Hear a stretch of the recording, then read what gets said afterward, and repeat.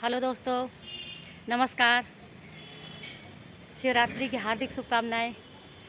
देखिए, आज हम आए हैं आपको ऐसी जगह घुमाने के लिए, खेतों में। तो इसलिए हमने सोचा, चलिए, जब भगवान बाबा भोलेनाथ का ही कार्यक्रम है, उनकी शादी है, तो क्यों ना खुश होके हम नाच लें। तो इसलिए हम खेतों में चले आए, क्योंकि शिव और शक्ति दोनों ही हमारे अंदर हैं और उनका हमें आदर करना चाहिए। शक्ति क्या है? शक्ति प्रकृति है। प्रकृति, ये ये फूल पौधा, ये सब प्रकृति है। सदगुरु जी कहते हैं कि भगवान शिव को सबसे पहले हिमालय पर्वत पर देखा गया था।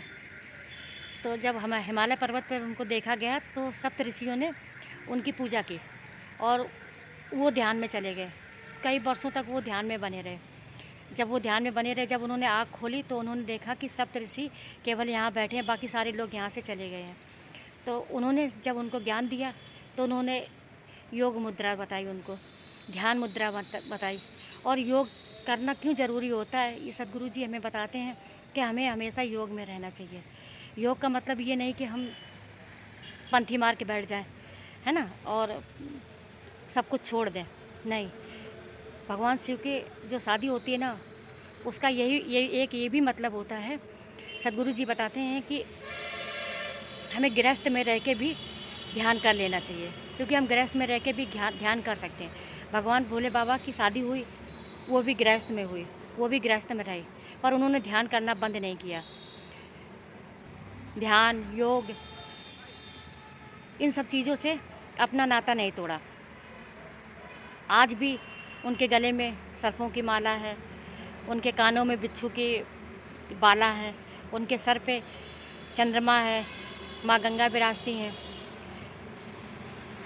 उनको जो भी समर्पित कर देते हैं ना हम लोग, वो सब ग्रहण कर लेते हैं। हमारे दुख, हमारे सुख, सब कुछ वो ग्रहण कर लेते हैं। तो ऐसे भोले भंडारी की शादी में हमें ज़रूर नाचना चाहिए और गाना चाहिए। हमें शिव और माता पार्वती की पूजा करनी चाहिए आज के दिन, क्योंकि उनके विवाह में हमको शामिल होना चाहिए। हमें उनकी पूजा करनी चाहिए, आराधना करनी चाहिए, उनका ध्यान करना चाहिए। एक लोटा जल तो हम चढ़ा ही सकते हैं ना शिवरात्रि को बाबा शिव के ऊपर। और वो हमें शिवरात्रि के दिन 4 पहर की पूजा करनी चाहिए, क्योंकि रात्रि की पूजा ही इसमें ख़ास मायने रखती है। इसकी भी एक कहानी है कि एक भील था जो अपने परिवार के साथ जंगल में रहता था, और एक दिन उसके घर में खाने को कुछ नहीं था, क्योंकि भील का काम होता है ना जानवर को मार के खाना। तो उसके घर में कुछ खाने के लिए नहीं था, तो वो जंगल में चला कुछ ढूंढने के लिए कि कोई जानवर मिल जाएगा तो हम उसका शिकार करके अपने घर ले आएंगे और अपने परिवार को खिलाएंगे। तो वो गया जंगल में, तो उसे एक सरोवर दिखाई दिया, तालाब। तो तालाब में जब वो गया, तो उसने देखा कि वो एक बेल का पेड़ खड़ा है, और वो दिन शिवरात्रि का था। ये कथा शिव महापुराण में लिखी हुई है। तो शिवरात्रि का दिन था, तो वो वहाँ पे बेल के पेड़ के ऊपर जाके बैठ गया, और एक हिरनी आई पानी पीने के लिए। तो उसने सोचा, चलो कोई आया जिसका हम शिकार करके अपने घर ले जा सकते हैं। तो जब वो शिकार करने के लिए उसने तरकस चढ़ाया, अपना धनुष और बाण चढ़ाया। धनुष पे जब बाण चढ़ाया, तो वो जैसे उसने खींचा, तो उसके हाथ से जो पानी लेके बैठा था पीने के लिए, वो फैल गया, और वो बेल के पेड़ के नीचे शिव जी की मूर्ति रखी हुई थी, शिवलिंग रखा हुआ था। तो धोखे से ही एक पैर में उसके हाथों से शंकर जी के ऊपर जल और बेलपत्र चढ़ गया। तो उसके एक जन्म के पाप कट गए। तो जब वो हिरनी पानी पीने लगी, तो उसने कहा कि हम तुमको मारना चाहते हैं। तो उसने कहा कि ठीक है, ऐसा करो, अभी हम अपने परिवार के पास जाते हैं और लौट के आएंगे, तो तुम हमारा शिकार कर लेना और अपने घर ले जाना। अभी हम अपने बच्चों को अकेला छोड़ कर आए हैं, और हम इस बात की शपथ लेते हैं कि अगर हम ऐसा ना करें, तो भगवान जो चाहे भोलेनाथ हमको वो पाप दे सकते हैं। तो उसने कहा कि ठीक है जाओ। अच्छा, तो वो हिरनी चली गई। थोड़ी देर वो हिरनी नहीं आई तो ये धीरे एक पहर बीत गया। दूसरा पहर आया तो दूसरे पहर में फिर एक हिरनी आई और फिर वो जल पीने लगी। तो जैसे ही जल पीने लगी तो उसने फिर अपना बाण चढ़ाया धनुष के ऊपर, तो फिर उसके हाथ से जल और बेलपत्र शिव जी के ऊपर चढ़ गया। तो ऐसे दूसरा पहर बीत गया। दूसरी हिरनी ने भी यही कहा कि ऐसा करें, हम अपने घर होके आते हैं, फिर तुम जब जो कहोगे तुम, हम वही तुम्हारे साथ करेंगे। अरे हमारा शरीर किसी के भूख मिटाने के काम आएगा, इससे बड़ी बात क्या हो सकती है। तो उसने उसको भी जाने दिया, जो भील था उसने उसको भी जाने दिया। अब दूसरे पैर में भी भगवान शंकर के ऊपर बेलपत्र और वो जल चढ़ गया अनजाने से। अब तीसरा पहर आया तो एक हिरन आया हट्टा कट्टा। तो उसने देखा कि ये भील हमको मारेगा, तो उसने कहा कि भाई अभी हमको ना मारो। तो जैसे उसने कहा तो थोड़ा सा उसको गुस्सा आया और उसके हाथ से फिर वो जल का जो लोटा लेके ऊपर बैठा था पानी पीने के लिए, वो फिर गिर गया। तो ऐसे 3 पहर की पूजा हो गई। अब चौथा पहर आया तो वो इंतज़ार करने लगा कि 2 हिरनी और एक हिरन आया था, वो कह के चला गया। अब जब वो आएगा तो हम शिकार करके लेके जाएंगे तो अपने पूरे परिवार का पेट अच्छे से भरेंगे, क्योंकि 2 हिरनी और एक हिरन।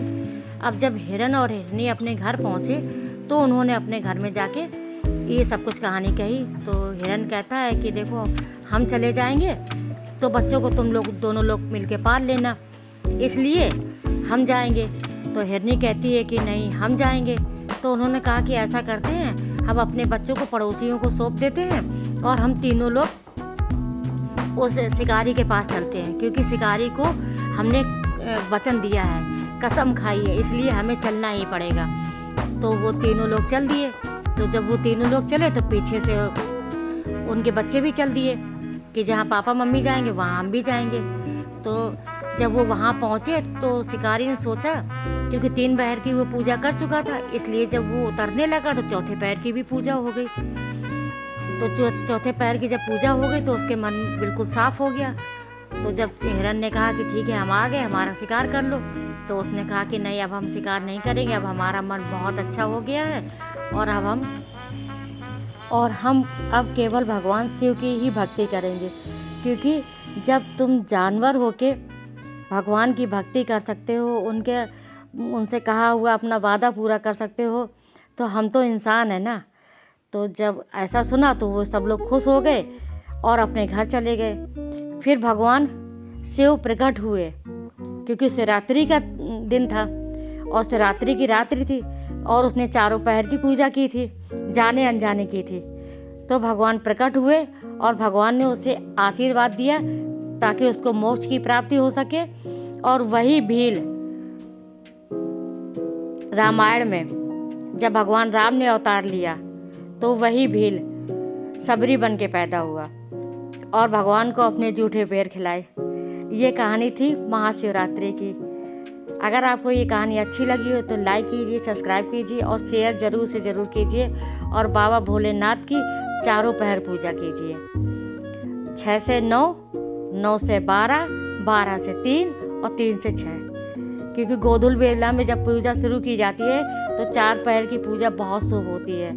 पहले पैर की पूजा हमें ज़रा सा दूध चढ़ा के करनी चाहिए, दूसरे पैर की पूजा हमें थोड़ा सा घी चढ़ा के करनी चाहिए, तीसरे पैर की पूजा हमें चीनी और शहद मिला के करनी चाहिए और चौथे पैर की पूजा हमें गंगा जल से करनी चाहिए। इसलिए बेलपत्र, गंगा जल, इन सबसे 4 पैर की अगर हम पूजा करेंगे तो भगवान भोलेनाथ हमारी हर मनोकामना पूर्ण करेंगे। जय बाबा भोलेनाथ।